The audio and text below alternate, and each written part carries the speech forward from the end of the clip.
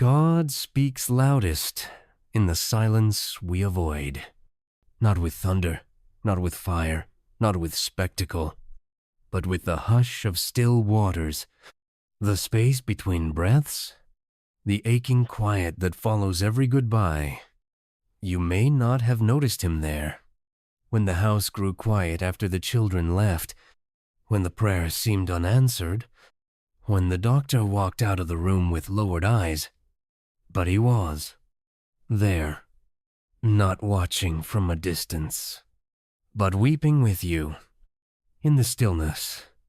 This world will try to tell you that silence means absence, that if the heavens do not speak, then the throne is empty.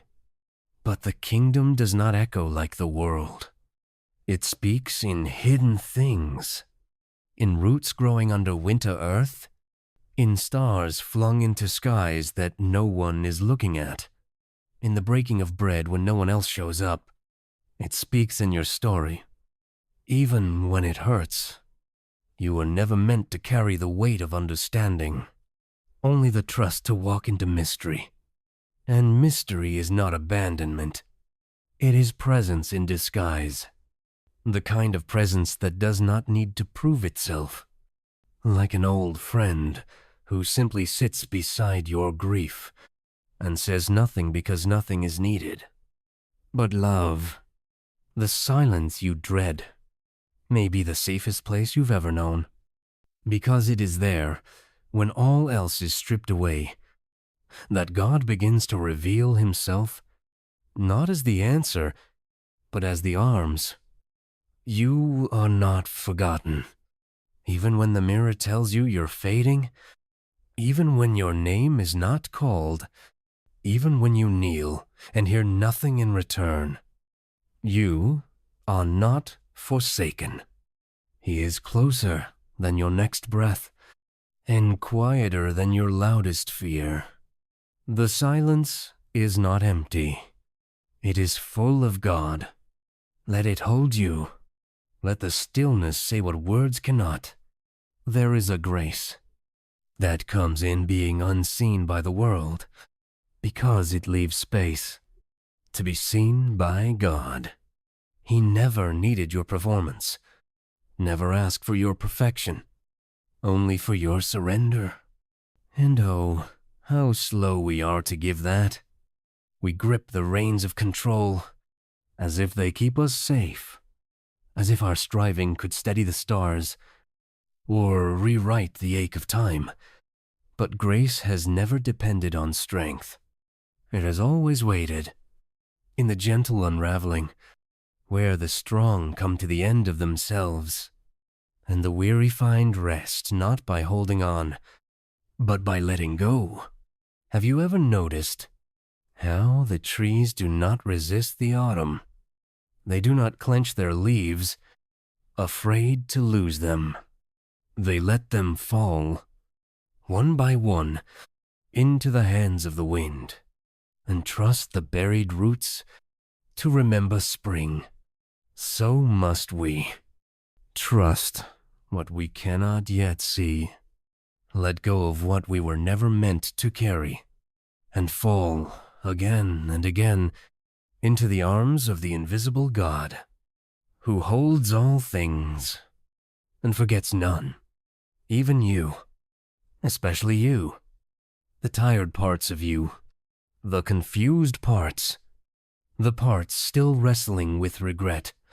Yes, even the parts of your story that feel like failure are being rewritten in mercy. You don't need to prove your worth by being needed. You don't need to hold the world together by being strong. You don't need to speak the perfect prayer to be heard. The Spirit intercedes with groans deeper than language, and sometimes the holiest sound you can make is silence itself. A yielded heart, an open palm, a quiet yes. Where all your words run out, you see, the miracle is not always in the healing. Sometimes it's in the waiting, the not knowing, the walking forward anyway. That's where trust lives. That's where resurrection begins. Not in the absence of pain, but in the refusal to let pain have the final word. And Christor, wounded healer, he walks that road before us, carrying the cross we could not carry, bearing the silence we could not bear. Even his last breath was a prayer into the silence. Father, into your hands I commit my spirit. A whisper into what felt like absence, but was, in truth, the doorway to glory. And so it is with you. Every quiet surrender, every silent tear, every night you could not sleep, but did not stop believing. It is written in heaven, counted like treasure, held like incense before the throne. You are not alone. Even when no one sees you weep in the dark, even when the answers don't come, even when the healing feels too far off, you are not alone. For God is the God of the silent places, the hidden wounds, the long nights, the sacred waiting, and his timing is not cruelty.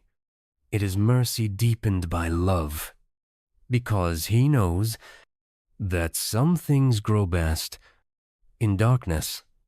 Some things grow best in darkness, not despite it, but because of it. Like the seed that must lose its shape to become a tree, like the pearl that forms in the wounded shell, like the soul that softens only after it breaks. You have not failed simply because you feel undone. The unraveling may be the beginning of becoming. Not what you were, but what you were always meant to be. And though the world prizes answers, outcomes, certainty, God works in a slower, deeper rhythm. He is not bound to time. He is not measuring your worth by your pace. He is shaping you with eternity in mind. And eternity, dear soul, takes time. So when you feel behind, when the clock feels cruel, when the road feels too long for what little strength remains, remember, he does not rush the ones he loves. He lingers. He waits. He sings over you in the night. He carves meaning out of what you thought was wasted. Even the season you begged him to end may be the one where your roots go deepest, where faith ceases to be theory and becomes blood and breath. And if it hurts, let it hurt. Do not numb the ache of holiness. Do not drown the longing that leads you to the altar. The ache, too, is a teacher. It reveals what matters. It leads you home. What if the silence isn't punishment, but preparation? What if God is not hiding from you, but hiding you? What if the hiddenness is protection, not rejection? Moses spent 40 years in the desert before he ever heard the voice from the bush. David hid in caves long before he wore the crown. And Jesus himself, the Son of the living God, lived 30 years in obscurity before anyone knew his name. You are not forgotten. You are being formed. The silence is not exile. It is exodus, a holy departure from everything that cannot follow you into what's next. The world will not understand this path. That's okay. It was never theirs to walk. You are following a shepherd who calls you by name, not by what you've done, not by what you fear, but by what he knows is already written on your soul. Beloved, redeemed, held, enough. You may feel like a wilderness, but he sees a garden. You may feel like ashes, but he sees the flame still burning underneath. You may feel like you're disappearing, But what is truly eternal in you is only now beginning to emerge. There is a holiness in the hidden life, a sacredness in the silence.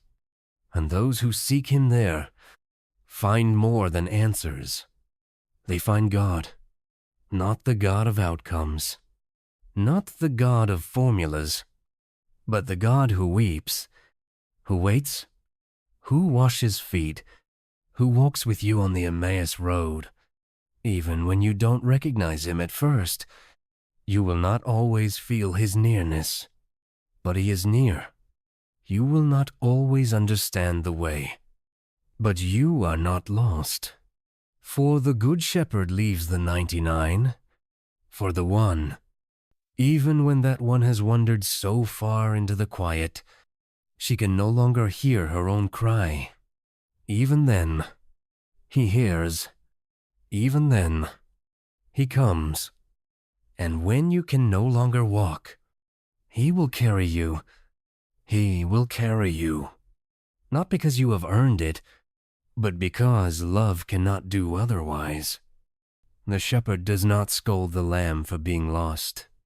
He lifts it, wraps it in his cloak, and whispers over it until the fear fades. And perhaps that is the greatest miracle of grace. Not that we find God, but that he keeps finding us. Even when we forget the way, even when we stop searching, even when all we can do is whisper his name into the dark and hope he still hears it. He does. Not one tear has fallen unnoticed. Not one breath has been wasted. Not one ache in your chest has slipped past the hands of heaven. There are mercies written into your story that you will not see until glory. But they are there, threaded through the chapters you tried to skip, hidden in the waiting rooms of your life, sealed into the silence that once felt like abandonment, but was really a womb. Yes, a womb, not a grave. You thought you were buried, but you were being planted. You thought it was the end, but it was the sacred beginning of what could only grow in surrender. There is no shame in not having answers. The saints before you didn't either. Abraham had no mapenly a promise. Hannah had no child-only tears. Job had no explanation, only ashes. And still they worshipped. Still they waited. Still they believed in a God who speaks even when he is silent, who heals even when the wound remains, who holds even when we cannot feel his hand. You do not need to pretend that it doesn't hurt. You do not need to spiritualize the sorrow. You are allowed to feel, allowed to break, allowed to question, to collapse into the arms of a God who would rather you scream at him honestly than praise him falsely. He is not threatened by your humanity. He entered it, wrapped himself in skin and bone and time, so that nothing in you would be foreign to him. Not the sadness, not the fear, not the silence. And he did not escape suffering, he embraced it, so that when you suffer, you do not suffer alone. The cross was not the end of Jesus' story, but it was part of it, and so it will be with you. There are things in you that will only rise after something else has died, and that is holy. Though it feels like loss, though it feels like darkness, though it feels like silence, you were never forsaken. Not in the divorce papers, not in the doctor's report, not in the estranged child or the empty chair, not in the lonely mornings, or the nights you stared at the ceiling, wondering if you missed your calling, your purpose, your life. You were never forsaken. You were never alone in that kitchen, sipping coffee to quiet the ache. You were never alone in that hospital hallway, where time slowed and everything changed. You were never alone when the prayer returned unanswered, and you wondered if you had done something wrong. You hadn't. God is not a formula. He is a father. He is not moved by perfection, but by presence, by the heart that keeps turning back, even when it doesn't understand. You don't need to figure everything out. You don't need to be better by now. You only need to be still, long enough to remember who has always held you. The silence is not a punishment. It is a pause, a breath between what was and what is being born. So let the stillness speak. Let it undo you. Let it become sacred, not as the absence of God, but the space in which He draws near. Let it become sacred. This pause you didn't choose. This chapter that feels unfinished. This ache without a name. Let it become altar. Let it become sanctuary. Because God does not need stained glass to enter a place. He does not wait for choirs or candles. He comes into hospital rooms. He comes into lonely living rooms where the clock ticks loud. He comes into aging bodies and anxious minds, into waiting seasons and wandering hearts. And when He comes, He does not ask you to clean up first. He kneels beside you in the dust. He brings bread. He blesses the broken pieces. And He says again what He's always said.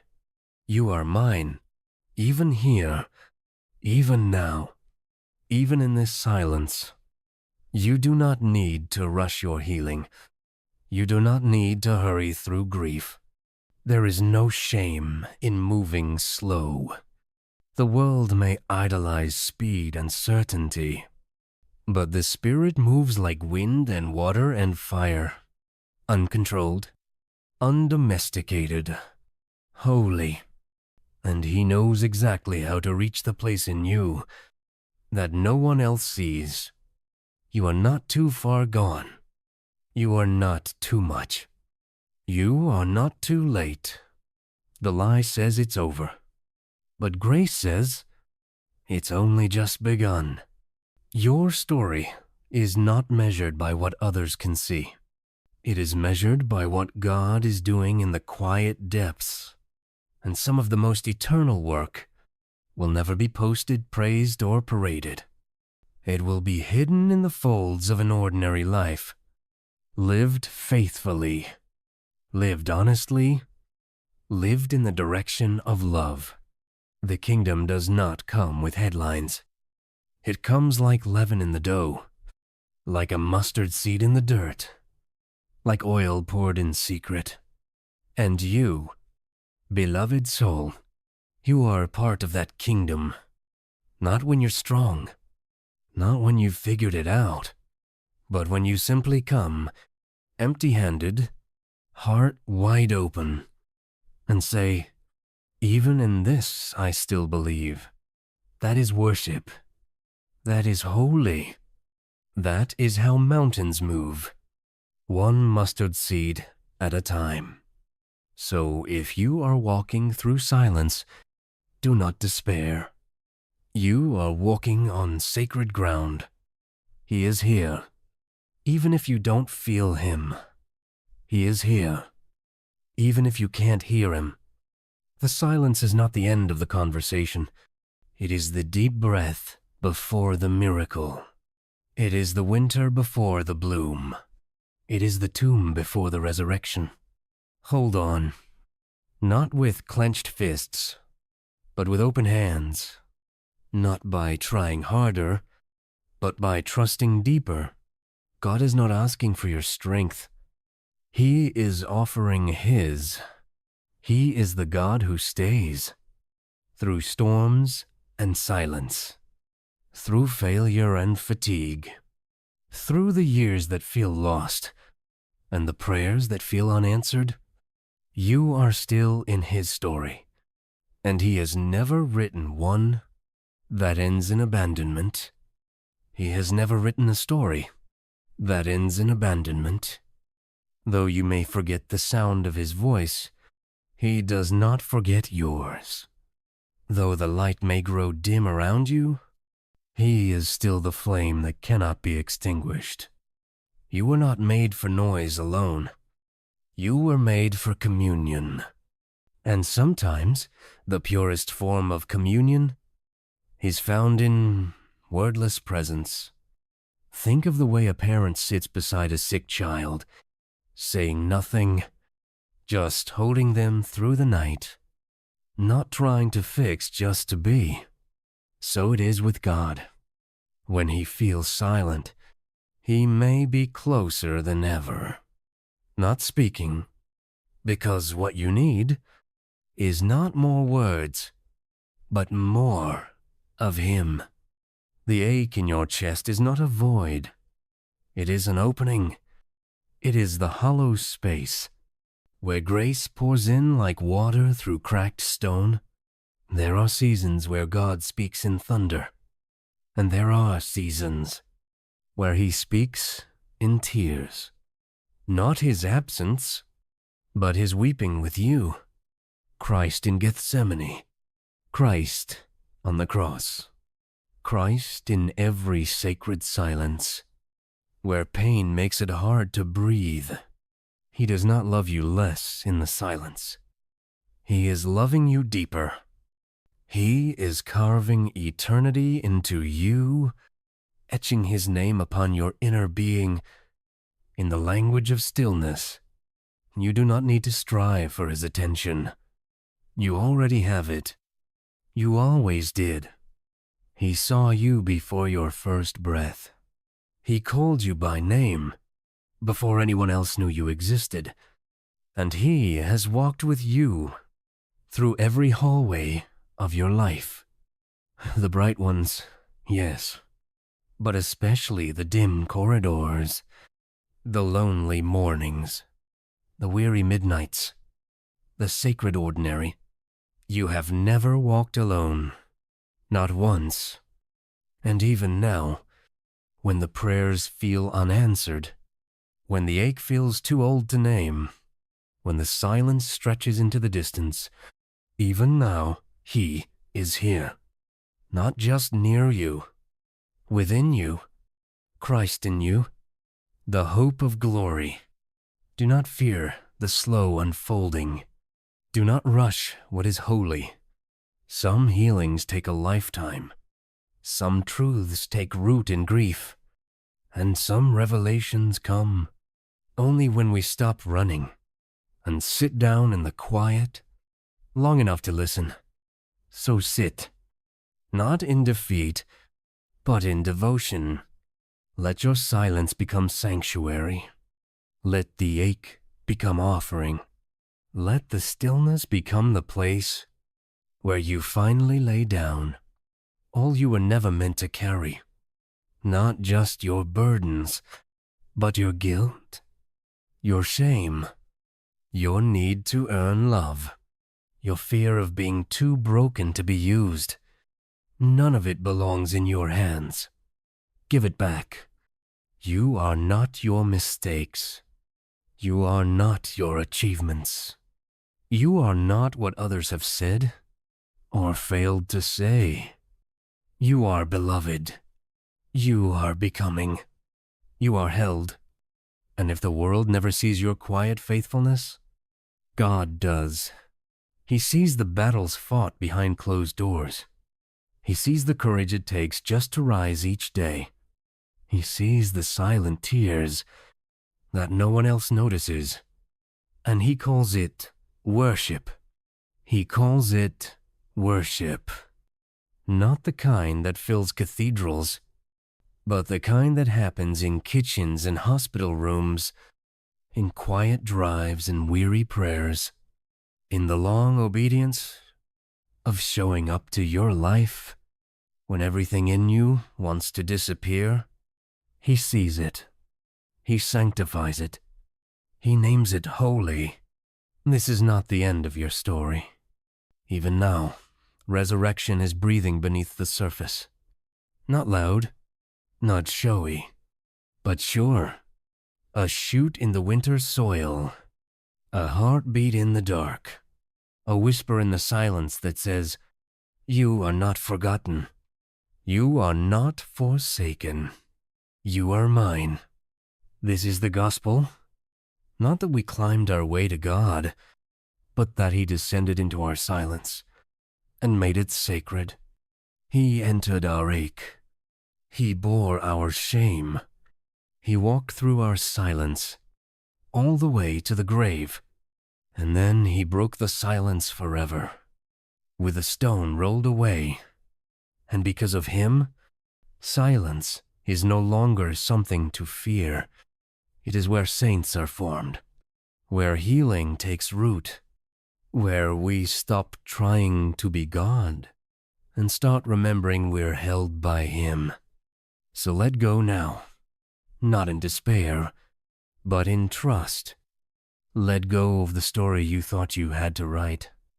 Let go of the timeline that keeps haunting you. Let go of the pressure to be perfect, to be strong, to be okay.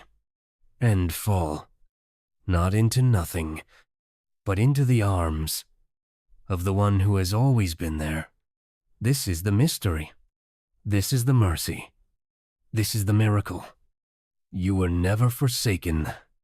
Not when you broke. Not when you wandered. Not when you doubted. Not when you fell silent before Him. Because the pain had no words. Even then. Especially then. He was closer than breath. The silence was never empty. It was full of God. So walk on, weary soul. Not because the path is easy, but because it is holy. And you do not walk it alone. You are seen. You are known. You are loved beyond comprehension. And you are being led home. One breath at a time. One surrendered step at a time. One sacred silence at a time. The shepherd is still speaking. Even now.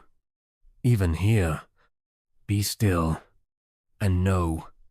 Amen.